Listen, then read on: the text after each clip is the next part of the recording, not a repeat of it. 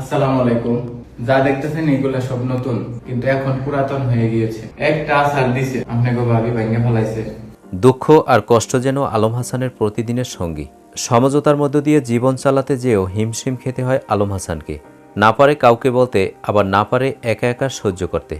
সম্প্রতি একটি ভিডিওতে দেখা যায় আলম হাসানের মা বাবা থেকে আলাদা হয়ে সংসার করার জন্য ঝগড়া করে মুক্তা। এগুলা যেমনি করে আসার দিছে আমার এরকম করে আর কতবার যে কি করব সব কথা তো কইতে পারি না। এগুলা দেখে একটু বুঝে নেন, আপনারা কইতে পারেন না, আমি কইলাম। মুক্তার রাগের মাথায় আলম হাসানের সংসারে সবকিছুই ভাঙচুর করে। তারপরও আলম হাসান ঠান্ডা মাথায় সবকিছু নিয়ন্ত্রণ করে। আলম হাসান বলে, আমি তো কাউকে এগুলো বলতে পারি না, তাই আপনাদের সাথে শেয়ার করে মনের কষ্টগুলো হালকা করি। সবাই আমার জন্য দোয়া করুন, আমি যেন ভালোভাবে সংসার করতে পারি। আগে ওই কষ্ট শেয়ার করতে পারবো না, বাড়িতে থাকার সৌভাগ্য হয় নাই, আপনি ওর কাছে শেয়ার করলাম। খিলখিলি আস্তে আস্তে মনে অনেক কষ্ট নিয়ে জিনিসগুলো দেখাইলাম। এগুলা কিন্তু নতুন, এটা কয়দিন আগে কিনছি, আপনারা দেখছেন। তো যাই, যদি এগুলো ঠিক না হয় তাহলে আবার নতুন কিনতে হবে। দর্শক, কেমন লাগলো আজকের আপডেট পেয়ে অবশ্যই কমেন্ট করে জানিয়ে দিন।